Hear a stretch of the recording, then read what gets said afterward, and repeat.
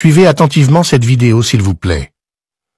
Vous comprendrez les principales raisons pour lesquelles les puissances occidentales empêchent les pays africains de se développer correctement. Avant de continuer, aimez dès maintenant cette vidéo en cliquant sur le bouton « J'aime ». Cela montre à YouTube que la vidéo vous apporte une information utile et elle sera proposée à d'autres personnes. N'hésitez pas à partager cette vidéo sur Facebook et WhatsApp pour ouvrir les yeux au maximum d'Africains. Merci pour votre soutien. Poursuivons maintenant. Bon, le Nigeria a un des plus grands barrages sur le fleuve Niger qui s'appelle le barrage de Kandaji. Le Niger a commencé sa construction et le Nigeria a indiqué que si ce barrage se réalisait, ça va déchaisser en aval le fleuve Niger au Nigeria.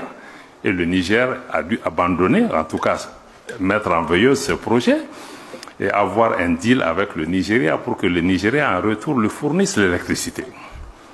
Quand il y a eu le changement en juillet au Niger, le Nigeria a brutalement arrêté la fourniture d'électricité au Niger. Donc demain, le Niger va se demander avec qui je peux faire ce type de projet. Donc je pense que quand nous avons une initiative comme ça qui vient d'un partenaire, ce type de préoccupation nous vient à l'esprit.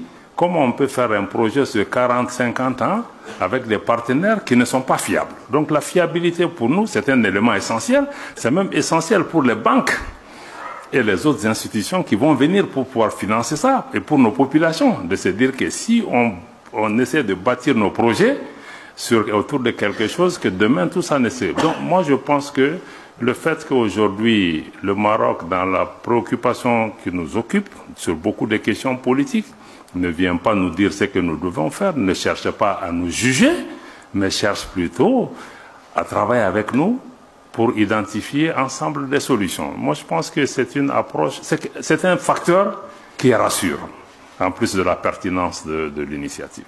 Merci. Ce que je voudrais compléter, l'exemple que mon frère Diop a donné est un très bon exemple de fiabilité. Nous avons tout misé sur le Nigeria. Nous lui avons confié, sous-traité notre souveraineté énergétique. Et la preuve, voilà où nous en sommes aujourd'hui. Donc je pense que la fiabilité, même si elle n'est pas suffisante, elle est nécessaire. Surtout, d'abord la fiabilité du Maroc, parce que ce n'est pas là que ça a commencé. Il faut chercher à connaître l'histoire du Maroc avec le Sahel. L'amour que la préoccupation que le Sahel a toujours constituée pour le Maroc, et c'est sans intérêt, c'est sans calcul. Et de l'autre côté, quand vous avez des organisations internationales qui se comportent comme des gangsters, des hors-la-loi, qui ne respectent rien, leurs propres lois, elles les font, mais elles ne les respectent pas. À la limite qu'on peut qualifier avec leurs propres termes des organisations voyous, vous êtes obligé de chercher des partenaires auxquels vous pouvez faire confiance. Parce qu'en fait, les règles, on les établit pour les respecter. Mais le problème, c'est que ces organisations aujourd'hui, par la même mise d'une puissance étrangère, je ne vais pas passer par 4 chemins, je vais nommer le pays, la France. Ces organisations sont devenues aujourd'hui des organisations hors la loi. Tout ce qu'elles nous ont fait, tout ce qu'elles ont imposé comme sanctions au Niger et au Mali, au Burkina, ne repose sur aucun texte. C'est juste du gangstérisme, du hors-la-loi. Donc quand vous avez un pays comme le Maroc qui a toujours su exprimer sa souveraineté, qui a toujours su exprimer son indépendance par rapport à ces puissances-là, vous êtes rassurés. Voilà ce que je voulais augmenter.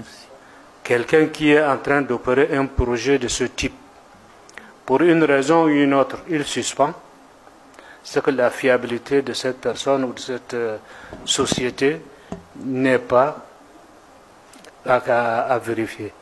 Donc, ce que nous cherchons, nous, Africains, un partenaire qui est avec vous sur le bon et sur le mauvais, sur les périodes difficiles et sur les périodes de prospérité où il mange avec vous ensemble et même plus que vous. Ça, c'est la fiabilité que nous cherchons. Vous savez, le Maroc a été toujours aux côtés des pays africains. Remontons un peu vers l'histoire. Il a été toujours tourné vers l'Afrique noire, je précise.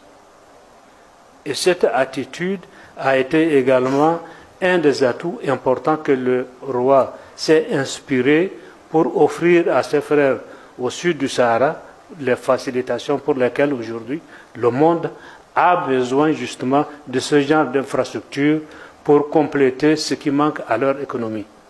Les matières premières, nous en avons.